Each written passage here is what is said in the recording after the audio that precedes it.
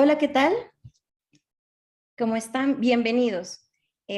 Estén donde estén, a la hora en la que nos estén observando, nos gustaría mucho compartir con ustedes el día de hoy en el marco del Coloquio Nacional de Filosofía del Círculo Mexicano de Profesores de Filosofía, nuestro seminario de enseñanza de la filosofía para poder reflexionar junto con ustedes y, bueno, mostrarles qué es lo que hasta ahora está haciendo el círculo dentro de este marco del coloquio. Bueno, me presento con ustedes. Soy la presidenta del Círculo Mexicano de Profesores de Filosofía, la doctora Carla Romero Uscanga. El día de hoy vamos a comenzar explicándoles un poco acerca de lo que es nuestro seminario. Para profundizar o si ustedes quieren compartir con nosotros, incluirse, pueden buscar dentro de la página del círculo cmpf.mx. Ahí pueden encontrar algunas de nuestras actividades, la forma en la que estamos trabajando, quiénes son nuestros miembros activos, quiénes son nuestros miembros honorarios. Nos gustaría mucho compartir con ustedes y que por medio del Facebook también podamos intercambiar ideas. El Círculo Mexicano de Profesores de Filosofía desde hace más de 34 años se ha ocupado por hacer inclusión, conocer quiénes son los profesores de filosofía, dónde están, y nos gusta mucho esta parte de poder conocer y también intercambiar ideas. Bueno, voy a comenzar por explicarles que durante los últimos meses, a partir de marzo, comenzamos a tener nuestros seminarios y quiero agradecer mucho a nuestros compañeros porque nos hemos dado la tarea de cada sábado compartirnos nuestras ideas, nuestros trabajos, y el doctor Miguel Romero Griego, el doctor Victórico Muñoz, los cuales también son expresidentes, nos han permitido intercambiar ideas, pero también conocer toda la trayectoria que se ha llevado a lo largo de estos últimos años acerca de no solamente qué es la filosofía, sino cuáles y qué tipos de enseñanzas se pueden dar.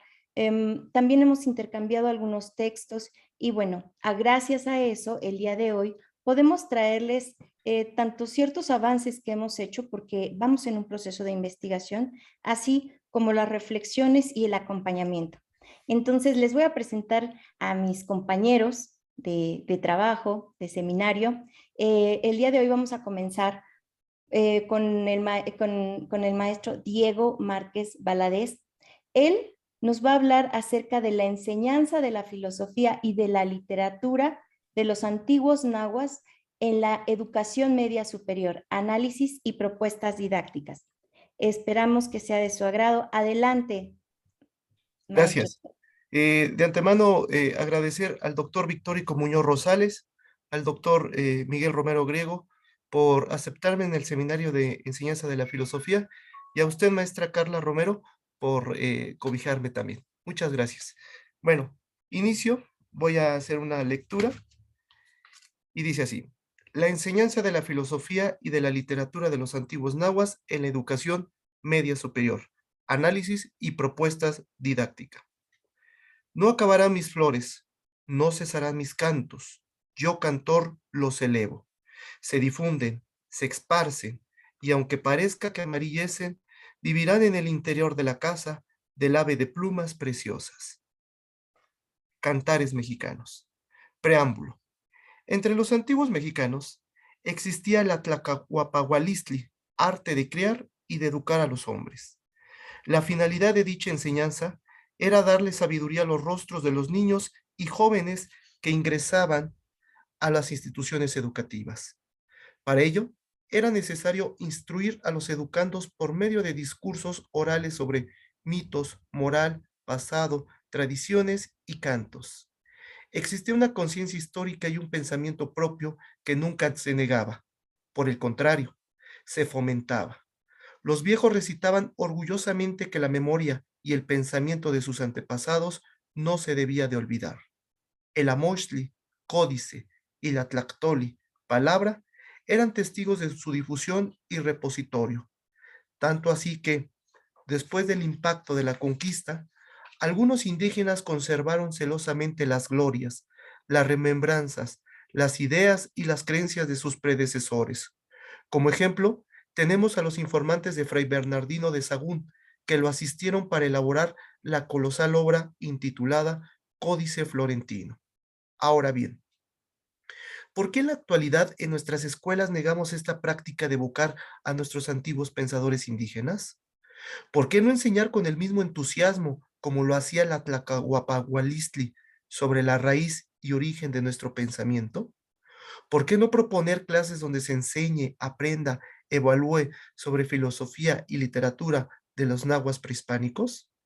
Las respuestas no se encuentran en los nuevos modelos educativos, repletos de competencias exportadas, aprendizajes esperados titánicos, transversalidades difusas, humanismos donde todo entra, pero nada se conoce, o filosofías europeas con pretensiones universalistas.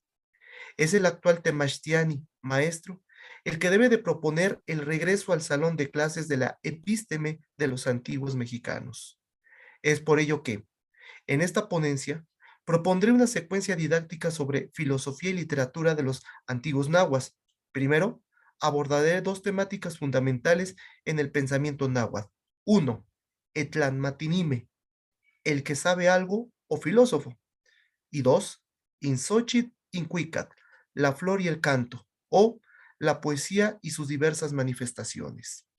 Posteriormente, realizaré un breve análisis y crítica de los programas de estudio de las asignaturas de Filosofía, Literatura 1 y 2 y temas selectos de Filosofía 1 y 2 de la Dirección General de Bachillerato de la Secretaría de Educación Pública. Examinaré la exclusión de estas temáticas y la escueta propuesta que abordan los documentos oficiales.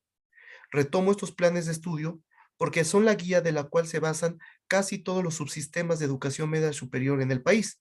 Por ejemplo, las escuelas preparatorias del Estado de México donde yo laboro. Por último, expondré una secuencia didáctica con enfoque integral que planeé 4 sesiones sobre filosofía y literatura náhuatl a los bachilleres actuales, sin más que la tlactoli florezca. Primera parte. 2 premisas sobre filosofía y literatura náhuatl. 1. Tlamatinime, el que sabe algo. Entre los antiguos nahuas existió un personaje que se le consultaba sobre las preguntas de la vida. Con sus conocimientos guiaba a las personas y los argumentos que confería tenían validez. Aliviaba con la palabra las incertidumbres del yolot, corazón, pero no era un tísit, médico. Cabe destacar que este órgano vital estaba asociado con el conocimiento, la voluntad y la creatividad. A la persona que ejercía esta profesión lo nombraban tlamatinime o sabio. Sagún menciona en la historia general de las cosas de la Nueva España que el tlamatinime es, y cito, como lumbre o hacha grande, espejo luciente y pulido de ambas partes, buen dechado de los otros, entendido y leído. Cierro la cita. ¿Por qué definían al que sabe algo como un hacha grande? Seguramente porque sus diálogos razonados eran un parteaguas en las discusiones. Además, se refiere que estaba instruido, por lo cual era un estudioso de los códices, de los cantos, de la religión, de las costumbres, de las historias sagradas de su pueblo. Era un espejo luciente, pues, irradiaba saberes y los compartía en todo momento. En el México antiguo, el exceso de calor o fuego lo poseían los tlatoque, gobernantes, y les servía para dirigir, mandar o administrar el Estado. También los abuelos poseían mucho calor acumulado durante toda la vida, por eso los consultaban y respetaban. Empero, al sabio le sobra fuego. Es una lumbre de sapiencias con las cuales instruye a los demás. Conduce, pero no en lo político, sino en lo intelectual. Como se observa, para los nahuas el tlamatinime era un líder pulido y bien entendido, que, además, recitaba poesía. Estudios modernos han mostrado que en la época prehispánica existieron en varias regiones del centro del país sabios que compusieron cantos de profunda reflexión, desde luego adalides de sus comunidades. Se han encontrado en las fuentes, como son los cantares mexicanos y romances de los señores de Nueva España, 15 poetas con distintas preocupaciones y cuestionamientos. Por ejemplo, en la región texcocana tenemos a Tlaltecalzi de Coachinanco, Nezahualcoyo de Texcoco, Cuacuatzin de Tepexpan, Nezahualpili y Cacamatzin de Texcoco. De igual forma, en la región de Chalco-Amecameca contamos con Aquiahuatzin de Ayapango y Chichicuepón de Chalco. Todos ellos discutieron al calor del teponaztle, tambor, y la tlalpitzali, flauta, sobre la existencia, el conocimiento, los dioses, el amor, el placer, la amistad, los sueños y el más allá. Sus cantos se conservaron mucho tiempo después de la llegada de los españoles, porque fueron almacenes de sabiduría que se repetían asiduamente. Las reflexiones de los Tlamatinime eran lumbre en la oscuridad y espejo luciente en los momentos de duda. Sus cantos, músicas para el corazón y baile gustoso para la razón. 2. Inxóchitl, Incuicat, la flor y el canto. En el barrio de Tepantitlan, en la antigua ciudad de Teotihuacán, lugar donde fueron hechos los dioses, se trazó primorosamente un mural que en la actualidad los expertos lo han identificado con uno de los destinos de los muertos, el Tlalocan, el lugar de Tlaloc, el paraíso de los Macehualtin, pueblo llano. En esta obra de arte se encuentran hombres que desprenden de su boca vírgulas de la palabra con pétalos. Además, brotan flores, maíces, gigantes y mariposas enormes y coloridas. Con esta referencia gráfica, se puede afirmar que la palabra proviene de los antepasados, florece en el interior de la tierra y nace para los vivos. Es alimento y deleite, pero también es herencia y responsabilidad. La palabra es monumental cuando se expresa, virtud de los vivos y difuntos que gozan de la existencia. Según los relatos del Popol Vuh, de los mayas quichés, se dice que los dioses hicieron a los primeros seres humanos de maíz amarillo y blanco. Su peculiaridad era la perfección, ya que los dotaron de boca y habla. Se expone que grande era su sabiduría y todo lo contemplaban. En la época prehispánica, la palabra es lo que humaniza y lo que da sentido al presente. Sin el maíz, nadie sobreviviría. Sin la palabra, no tendría sentido el ser. Por eso, ambas tienen que florecer constantemente. En los nahuas también germinó la palabra, perfeccionaron el hablar y lo cantaron en forma de poesía. No solo se expresó oralmente, incluso formaba parte de un todo más complejo. El verbo se conjugaba con la música y el baile. Dicho con palabras del estudioso Patrick Johansson, y cito, entre los antiguos mexicanos, un rico tejido sonoro envolvía generalmente la instancia festiva de la enunciación de los textos. Cierro la cita. La Inxóchitl Incuicat formaba parte de la ritualidad o de las ceremonias colectivas. No por ello, la flor y el canto son diálogos irreflexivos. Al contrario, enunciaban por medio de los versos qué es la verdad y la existencia humana. Han llegado a nuestras manos poemas que es la verdad. Han llegado han llegado a nuestras manos poemas que adoptan reflexiones metafísicas donde se analiza el porvenir de los humanos después de la muerte. Otros Tlamatinime niegan a través del canto un más allá, concluyendo que solo la existencia material en el mundo es lo único. Hay ciertas escuelas de pensamiento, posturas y debates que se diluyen a través de la metáfora. Estos textos orales se repetían en público para promover la reflexión analítica. Es importante destacar que los investigadores contemporáneos han clasificado diferentes géneros de poesía náhuatl, los cuales sintetizo a continuación. A. Yacuicat, cantos de guerra. Estos textos reflexionan sobre las conquistas y los conflictos bélicos, exacerban el sentimiento guerrero de los mexicas. Probablemente se recitaban en el campo de batalla. B. Xochicuican, cantos de flores. A estos textos los han clasificado como poesía lírica. Sobresale en su temática el individuo. Abundan reflexiones en torno a interrogantes existenciales, la angustia, el amor, la amistad, la belleza de las flores y lo benevolente de la realidad mundana. Como pueden apelar a la ternura por medio de un canto de cuna, igualmente cantan a la magnanimidad de la guerra. Y bueno, hay muchos más.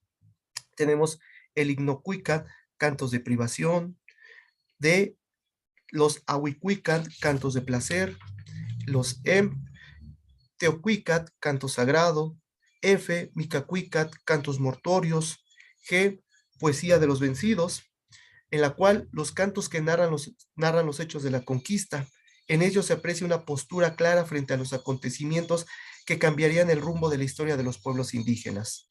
Son una interpretación en nombre de la colectividad de un pasado intempestivo. En los versos se observan las ideas cosmológicas sobre el devenir humano.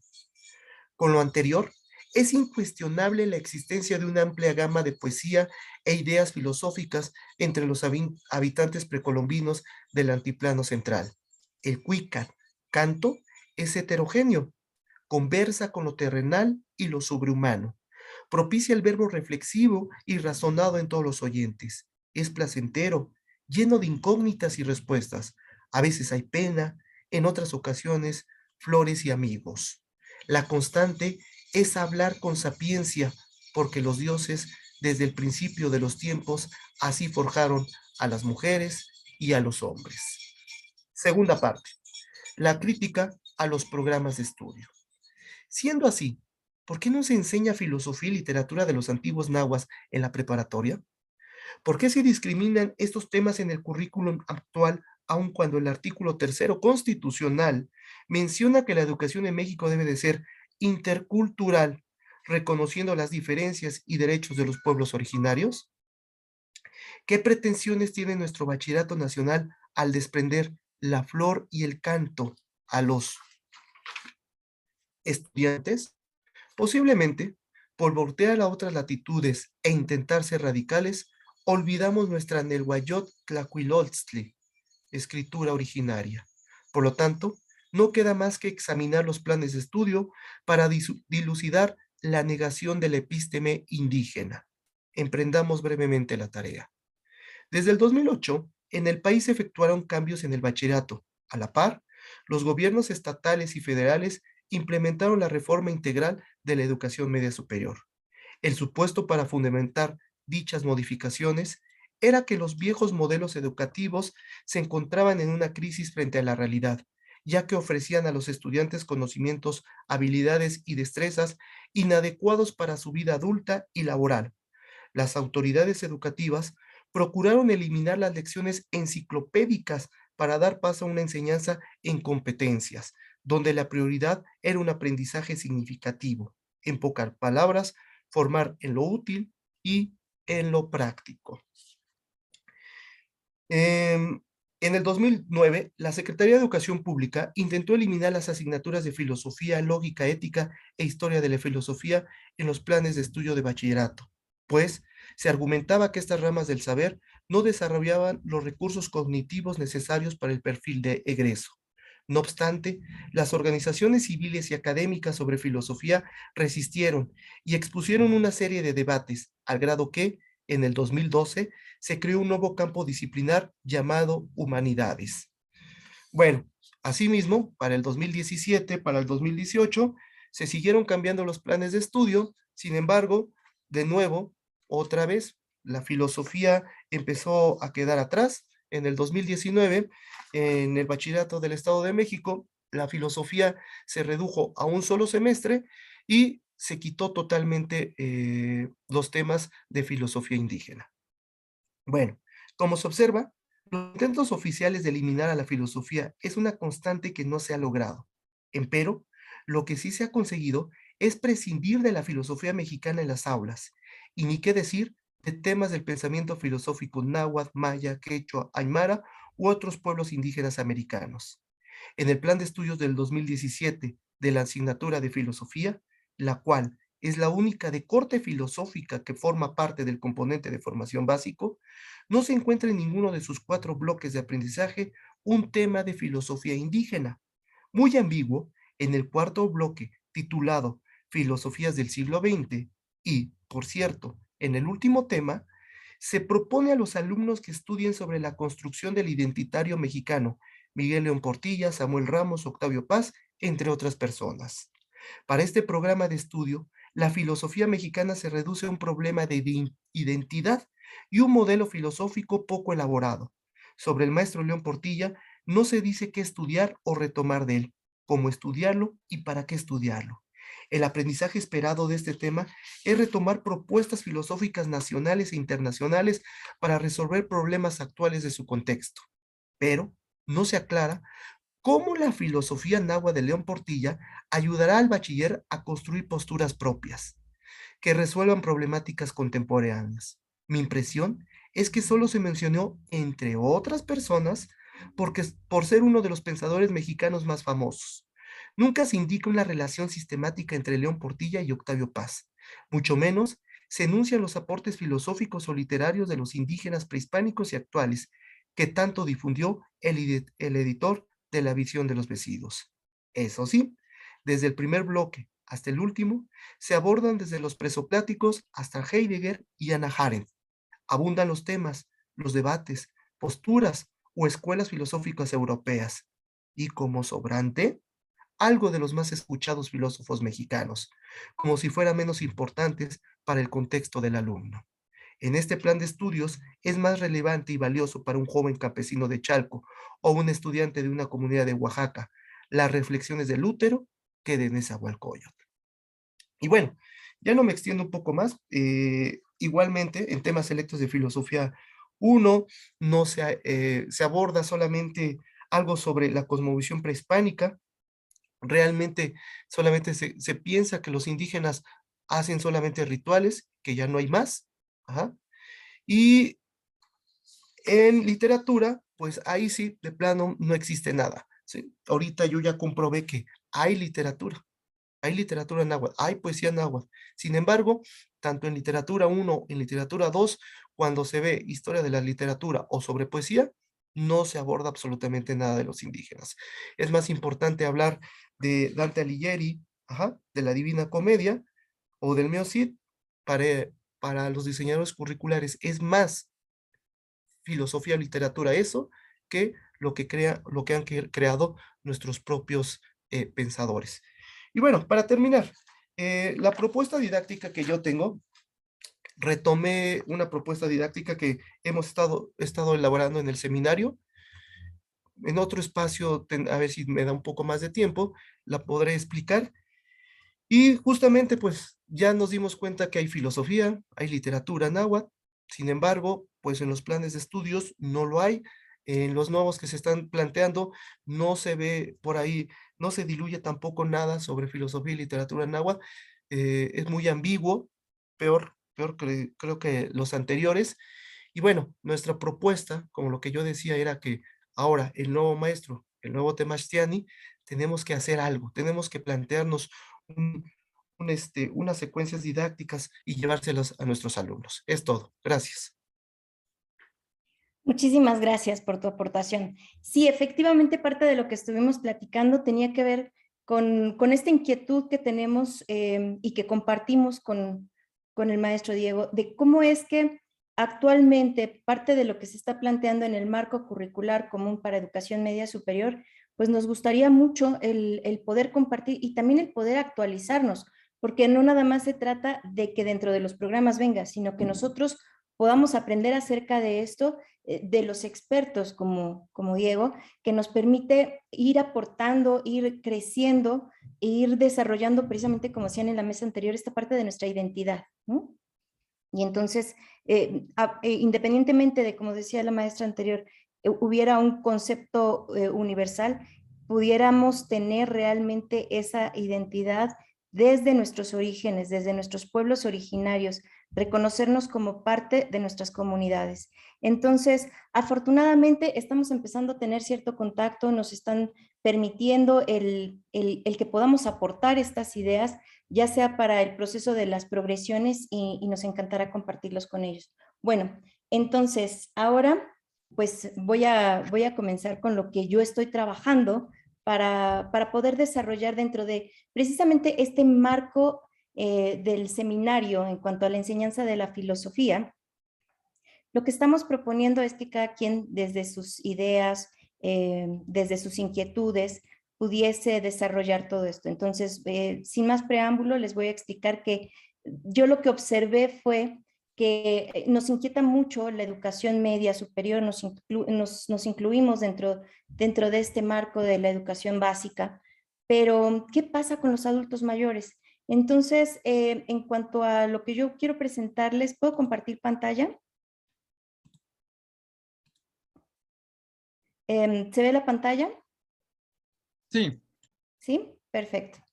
Bueno, lo que estoy desarrollando tiene que ver con unas actividades a partir de una técnica que desarrollé dentro del doctorado que se llama reflexión filosófica situada personalizada.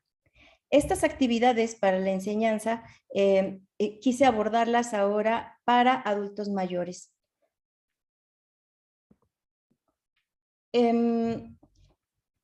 Voy a comenzar. La siguiente ponencia que presento es una propuesta que he ido desarrollando a partir del Seminario de Enseñanza de la Filosofía, impartido por el doctor Miguel Romero Griego y el doctor Victórico Muñoz, para profesores del Círculo Mexicano de Profesores de Filosofía y aquellos que quieran acompañarnos.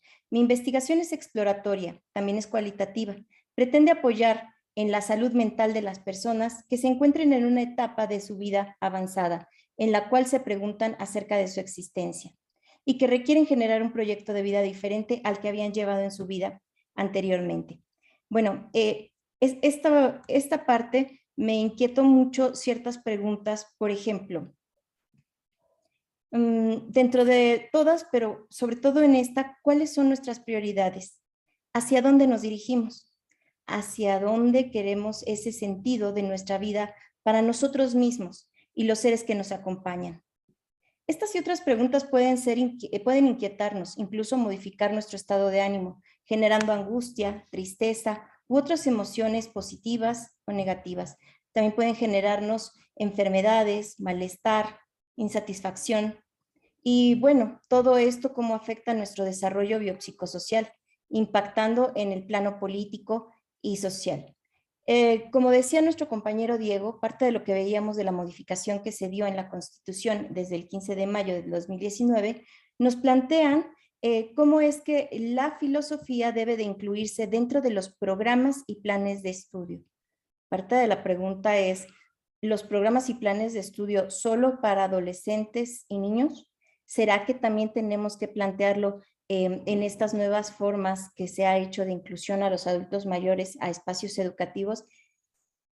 La reflexión filosófica no es únicamente para niños, jóvenes o adultos, ya que también nos permite en una etapa avanzada replantearnos situaciones que estamos viviendo u otros nuevos proyectos que podríamos estar interesados en participar, ya que su difusión y práctica es el promover el perfeccionamiento humano. Es decir, la filosofía, para los que no están como muy relacionados con estos temas, viene de un término griego, efectivamente, filosofía, amor a la sabiduría, pero en realidad nos permite ir proyectándonos, ir yendo más allá de lo que puede ser evidente dentro de nuestra sociedad. Es por ello que me parece pertinente dar claridad cuando hablamos de derecho a la educación, la continuación de comprender con todo cuidado que todo ciudadano, sin importar raza, color, preferencia sexual, pero puntualizar edad. Actualmente la población de adultos mayores se ha ampliado, el tiempo de vida de las personas ha aumentado y se han optimizado ciertas actividades laborales. Sin embargo, dentro de las familias se ha dado un cambio en cuanto al bienestar. Lamentablemente no es suficiente lo que se ha hecho y en ocasiones no llega a tiempo toda esta ayuda y toda esta colaboración que se está pretendiendo hacer. Quisiera citarles algo que me parece muy importante. Desde hace siglos, grandes filósofos como Confucio, en el Tagio, menciona la importancia de tratar ser mejores como base del desarrollo moral, reflexionando sobre nosotros mismos como base para el progreso. Cito, desde el hombre más noble al más humilde, todos tienen derecho de mejorar y corregir su propio ser. El perfeccionamiento de uno mismo es la base de todo progreso y desarrollo moral. Termino cita. Su visión podría ser interpretada como una visión ecosistémica que promueve el crecimiento desde uno para todos y desde todos para uno. Existen lugares, por ejemplo, las casas de retiro de asilos, las guarderías geriátricas Y sobre todo, quiero puntualizar, actualmente, no sé si sepan que dentro de México, en la Ciudad de México, se han creado ciertas escuelas que se llaman escuelas de adultos mayores, incluso anteriormente tenían un nombre como universidad, ¿no? En las cuales les enseñan desde cómo utilizar el celular, la computadora, clases de yoga. Quiero decir que todo esto lo sé porque me metí a la página, empecé a investigar y empecé a analizar todo lo que les daban. Les dan grafología, cocina, sí, pero no les dan, por ejemplo, clases en donde puedan ver sobre ontología, hermenéutica, bioética, ciberética. Es decir, ok, ya sabes usar la computadora, pero ¿qué pasa con el uso de esa computadora, ¿no? Por ejemplo. Es por lo anterior que me parece pertinente que en dichas instituciones se agreguen clases que permitan dar lugar a este tipo de reflexiones y de análisis. Es por ello que me atrevo a citar del doctor Miguel Romero Griego, nos permite reflexionar acerca de las universidades públicas y nos dice: las universidades públicas no pueden asumir una ideología contraria a los intereses del pueblo. Hacerlo caen indudablemente, y es inadmisible la contradicción, lo cual es una pérdida de conciencia y en consecuencia y evidente una enajenación. Esto tiene un sentido de la palabra, esto es psicológico, como pérdida de contacto con la realidad, económico, mercantilización, conversión de la mercancía, y filosófico, alienación. Y en este sentido, esta alienación nos va a llevar también a una pérdida de conciencia y extrañamiento o desconocimiento de sí mismo. Y continúa más adelante. Por otra parte, actualmente hay ámbitos del conocimiento, por ejemplo, los relacionados con la computación, que era lo que les mencionaba sobre estas escuelas, en los cuales los jóvenes, incluso los niños, llegan a enseñar a los adultos el aprendizaje de manejos de algunos aparatos. Les resulta más fácil a ellos que a la gente mayor. Este fenómeno es más evidente en la educación superior, particularmente en las universidades, en las cuales la incorporación de las nuevas tecnologías cada vez es más importante para diversas actividades. Cabe señalar que en ese sentido también puede afectar emocionalmente, puede afectar en cuanto a la parte socioemocional para los maestros, tanto como para los estudiantes adultos mayores, el querer continuar, porque hay una limitación que puede generar una inseguridad tanto en sí mismo para poder transmitir a los otros todos sus conocimientos. La reflexión filosófica personalizada situada que estoy proponiendo tiene un planteamiento con un método mayéutico en el cual las propuestas metodológicas de Sócrates y Platón tienen ya una larga tradición. En el ejercicio filosófico y pedagógico, el cual es idóneo en cuanto a su eficacia, porque nos permiten de una manera adecuada y pertinente ir haciendo reflexiones. También retomo una propuesta de Barrientos en su libro Resolución de conflictos desde la filosofía aplicada y desde la mediación. Es decir, estoy planteando que dentro de estas universidades pudiese haber actividades desde la ontología o desde la hermenéutica, donde se pueda ver la aplicación de la filosofía y hacer de esto una mediación. Eso va a permitir este proceso de que sea situada in situ y que también pueda ser personalizada a las necesidades y reflexiones de las personas adultas mayores que se encuentran en esta situación. Sobre todo el ejercicio de la consultoría filosófica, la cual no se restringe nada más al ámbito académico y que es reconocida a nivel mundial. También retomo la ética aplicada planteada por Graciela Hierro. Esta está asociada al análisis racional de nuestra conducta, ofreciendo enunciados generales que permitan cuestionar y argumentar acerca de lo que estamos viviendo, lo correcto, lo deseable, lo bueno, lo justo, lo obligatorio, y basados en el conocimiento e intereses, promoviendo principios éticos que les permitan fortalecer su identidad y la toma de decisiones en su vida cotidiana, con la finalidad de poder hacer un juicio, una reflexión sobre comportamiento moral propio y de los otros. Los planteamientos socráticos que conocemos por medio de Platón están muy relacionados con estas principales tesis de corrientes epistemológicas, en las cuales, como podemos ver, el papel en este caso, por ejemplo, del docente que estaría a cargo en este proceso, es crear las condiciones para que ese sujeto lo realice por sí mismo, diseñando y aplicando ciertas técnicas y estrategias didácticas que se adecúen mejor al grupo, porque por eso es el movimiento de hablar situada y personalizada. Sabemos que no todos los grupos tienen, digamos, que la misma forma de aprendizaje ni los mismos intereses.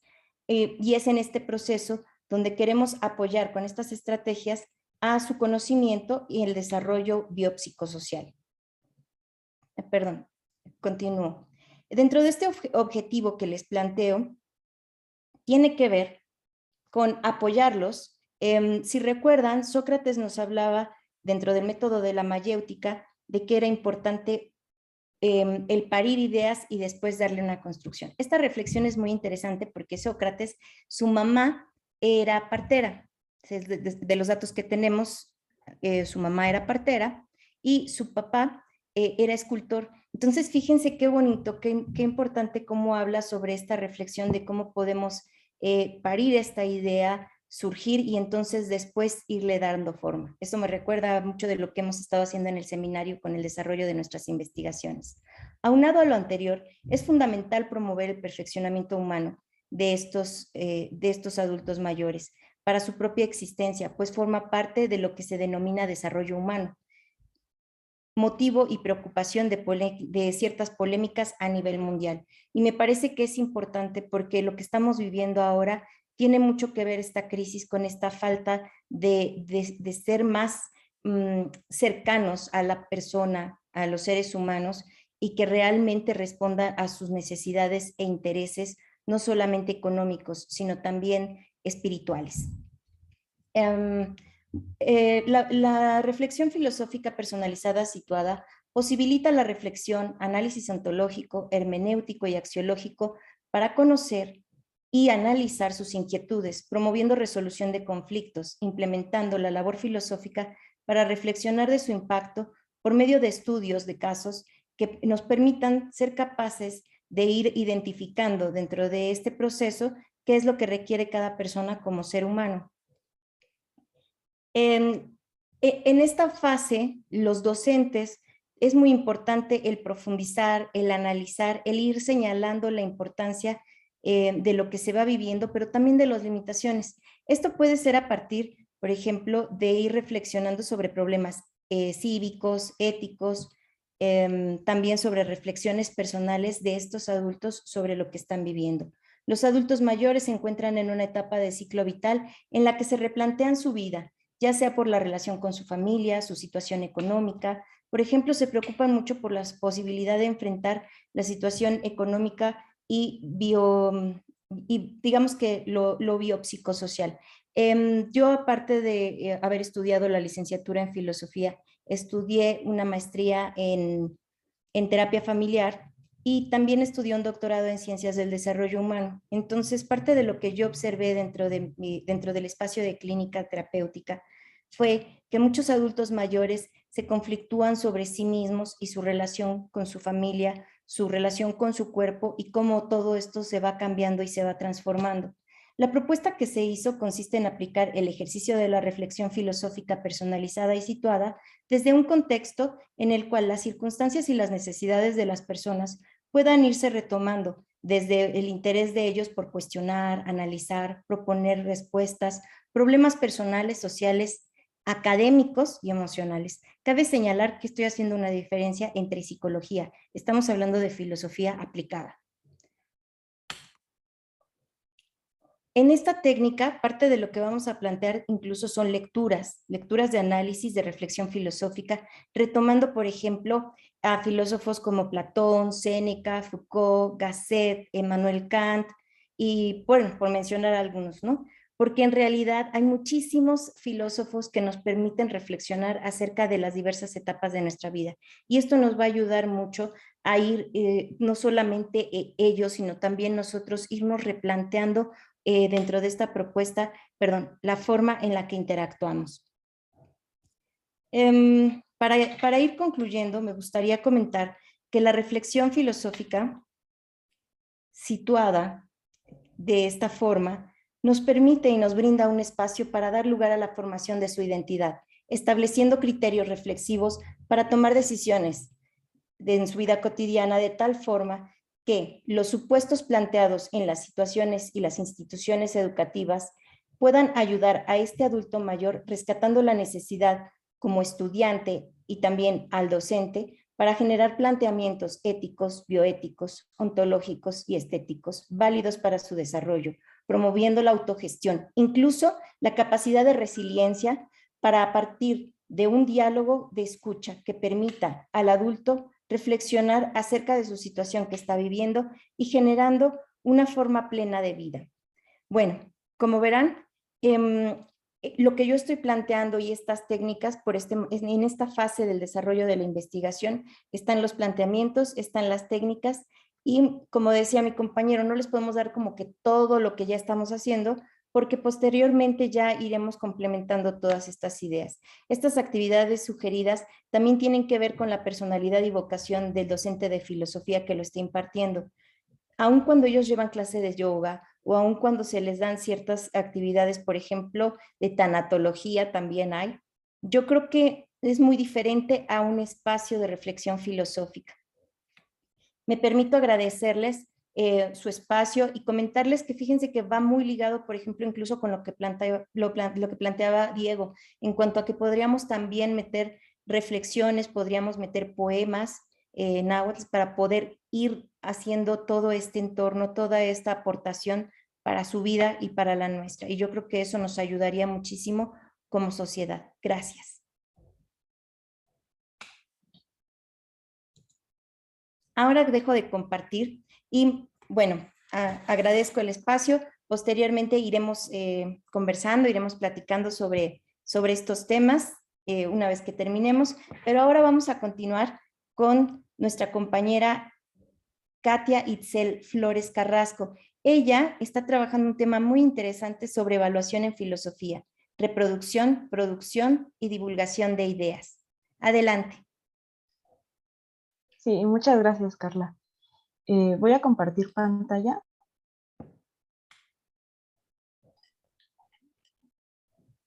Ya la pueden ver, ¿verdad? Sí. Ya. Vale. Bueno, sí, como mencionó Carla, mi tema es evaluación en filosofía, reproducción, producción y divulgación de ideas, y también es algo que he estado trabajando dentro del seminario. Bueno, pues primero quiero hablar acerca de lo que ha sido la enseñanza de la filosofía de la manera tradicional. Entonces, tradicionalmente se relaciona la enseñanza de la filosofía con el diálogo y la impartición de cátedras y seminarios dentro de un espacio determinado, como lo son las aulas de clase, en virtud de la evaluación de los contenidos revisados durante el curso. Esta evaluación principalmente se hace a través de de realización de exámenes y ensayos. Pero actualmente, pese a que se siguen empleando dichos instrumentos evaluativos, que todos hemos pasado por ello, en lo que a la enseñanza formal de la filosofía concierne, se torna menester cuestionar su posible complementación con herramientas digitales que tenemos a nuestro alcance. Eso hay que tenerlo en cuenta, la complementación, porque lo que busco es eso, no sustitución, ¿vale? Entonces, solo quiero agregar eso. Bien, este trabajo pretende mostrar que la manera tradicional de enseñar filosofía no incorpora el uso de tecnologías, al menos no en su mayoría, en particular la creación de videos, y que al fomentar la creación de estos últimos, los estudiantes emplean el aprender explicando, que lo vamos a ver más adelante, mientras se inserta la mentalidad de crecimiento, que también lo voy a mencionar más adelante. Bueno, tenemos que Tosi nos habla acerca del paradigma tradicional de enseñanza de la filosofía. Aquí nos comenta que este paradigma ha avanzado muy poco debido a la aridez de las clases magistrales, a la complejidad de los textos filosóficos y a la baja calificación que en la mayoría de los casos se obtiene en las primeras disertaciones de los estudiantes. Esto puede ocasionar que los estudiantes se sientan desmotivados a seguir aprendiendo acerca de filosofía o asistiendo a las clases, etcétera, y pues es contraproducente eso, ¿no? Por otro lado, cabe resaltar la manera más frecuente de llevar a cabo la enseñanza de la filosofía consiste en el discurso monológico del profesor, y esto puede restringir la posibilidad de que los estudiantes transmitan sus aprendizajes. Es decir, o sea, los estudiantes normalmente lo que hacen es repetir lo que se les dice o lo que leen, pero no tanto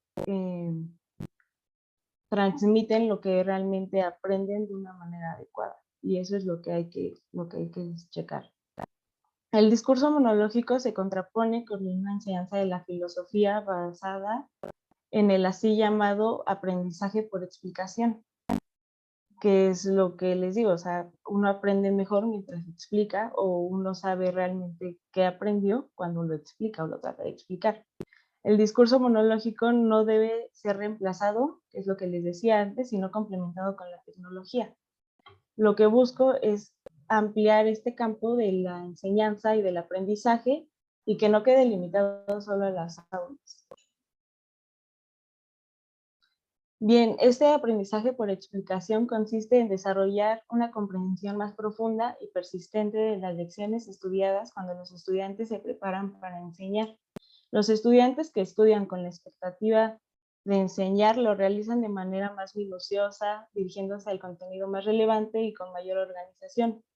Esto lo hacen porque están conscientes de que tienen que explicarle a alguien y ese alguien les tiene que entender. Entonces procuran hacer o procuramos investigar las cosas y aprenderlas de la manera más adecuada, más organizada y explicarlo de la mejor manera para que el conocimiento pueda ser transmitido, si no, lo único que vamos a dejar son dudas.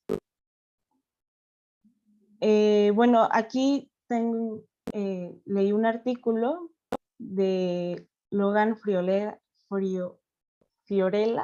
y Richard Mayer, en donde dice que el aprendizaje por explicación es efectivo, dado que los resultados de los experimentos, porque realizaron experimentos en este artículo, encontraron que aquellos que esperaban enseñar se desempeñaron mejor en una prueba de retención posterior a aquellos que esperaban responder preguntas. En este artículo hubo 2 experimentos. En el primero justamente es eso, se les decía al grupo de estudiantes que tenían que estudiar para después enseñarle a alguien más. Y en el otro grupo se les dijo que iban a contestar unas preguntas. Al estar analizando acerca de la retención de información y de conocimiento que tuvieron estos grupos de estudiantes, se dieron cuenta de que justamente el grupo al que se le dio la indicación de que iba a enseñar tenía mejor retención que aquel que solo se le dijo que iba a responder preguntas. Esto porque pues uno trata de comprender los temas cuando los va a enseñar, y en el caso de responder preguntas uno suele pensar que es pura memorización y eso te puede fallar, entonces realmente no estás reteniendo nada. Y ese es por este artículo, ¿no? Pero en este otro también hicieron 2 experimentos muy similares, de hecho van muy de la mano, solo se agrega la cuestión de la tecnología.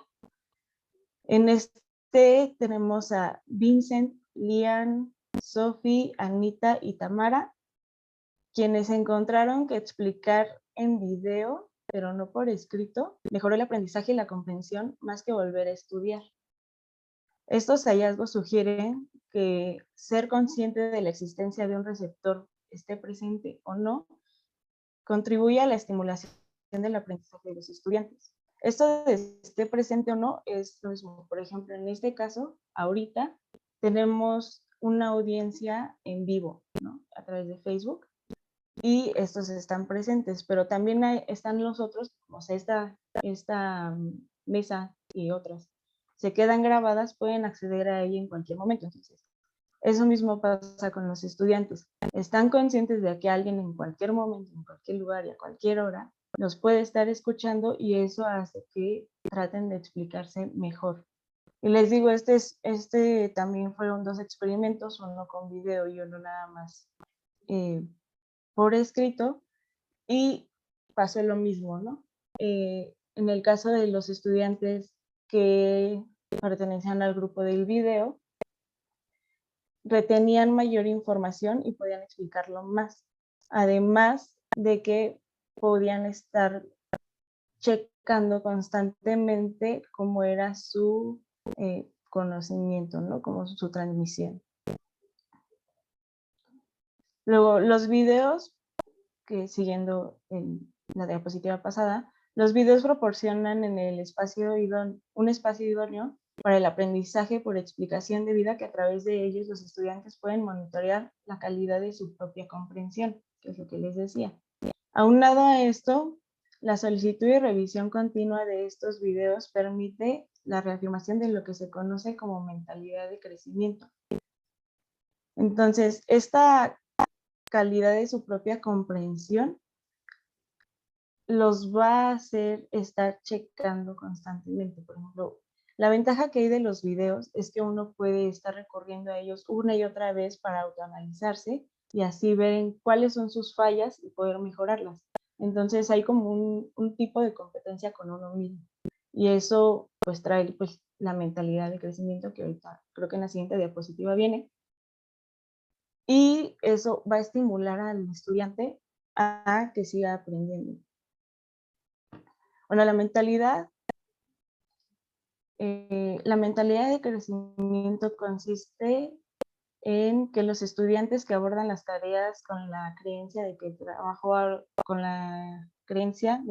arduo dará como resultado un aumento en el conocimiento y la habilidad. Les digo, es una competencia por uno mismo, más que nada. Y se ha demostrado que tener una mentalidad de crecimiento predice un mejor rendimiento académico en una variedad de entornos educativos.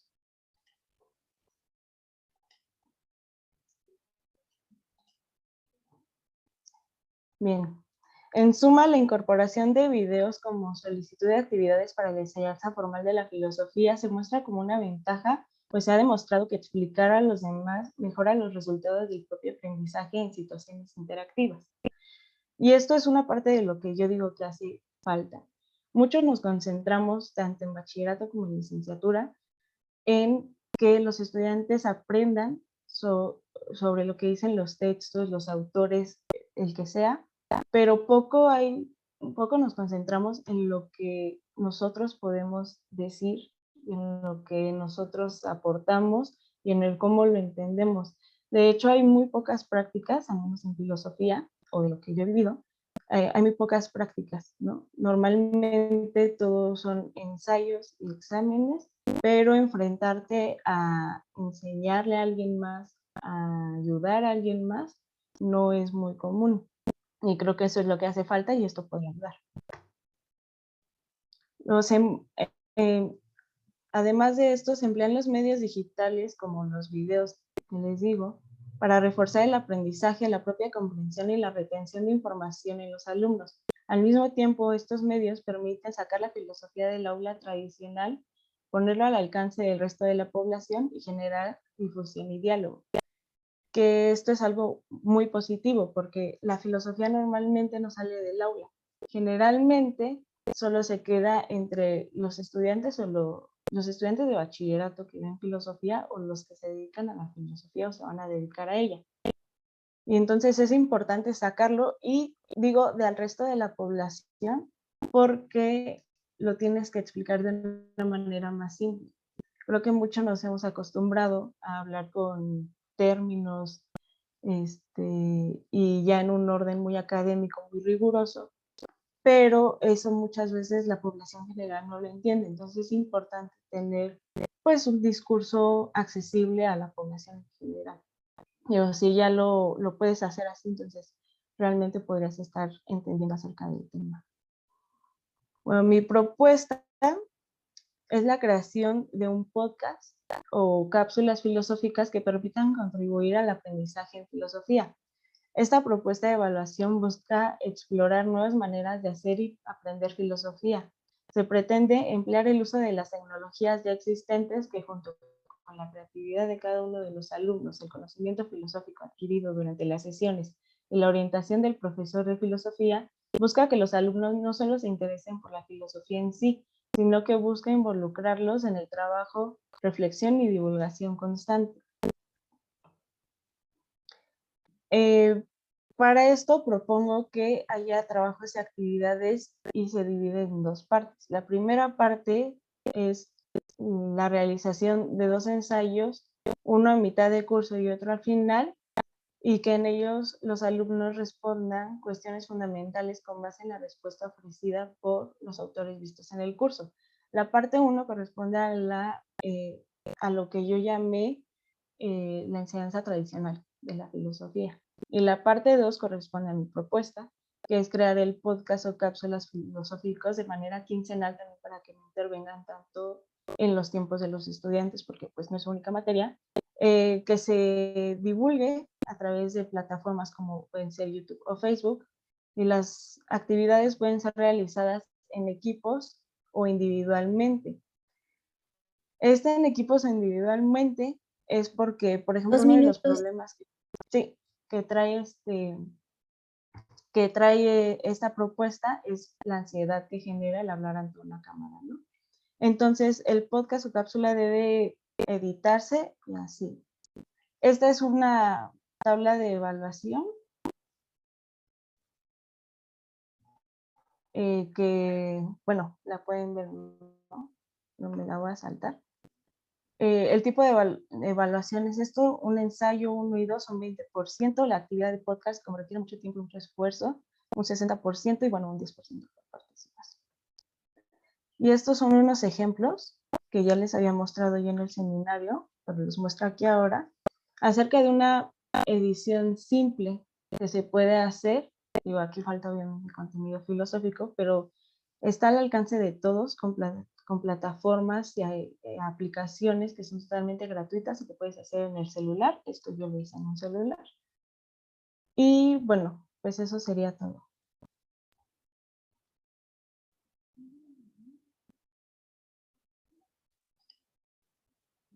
Muchísimas gracias por sus aportaciones. Ahorita vamos a tener una conferencia magistral precisamente que tiene que ver con estos temas en los cuales nos interesa mucho el que podamos ver qué hay más allá de las filosofías que hemos aprendido en las instituciones de educación media superior actualmente y que podemos ir mucho más allá. Se nos redujo el tiempo debido a que precisamente viene esta conferencia, pero vamos a seguir en el seminario. Después de la conferencia va a haber otro seminario, otra parte del seminario, porque somos muchos, somos 9. Entonces, me gustaría que si tienen alguna duda y también los comentarios al principio de la siguiente mesa, pues vamos a incluir estas preguntas o estos comentarios o nos los hacen llegar y se los contestamos por medio de sus correos. Les damos las gracias por habernos escuchado. Creo que son aportaciones que espero puedan ser tomadas en cuenta no solamente en las instituciones educativas, sino en todos los espacios. Muchísimas gracias. Estamos con ustedes. Excelentes participaciones y lo que me encanta es que somos de diversos espacios, de diversas generaciones y podemos acompañarnos y aprender juntos. Gracias, Diego. Gracias, Itzel. Gracias, doctor Victorio, que también nos está acompañando por aquí. Mariana, bueno, pues cerramos. Que estén bien. Continuamos.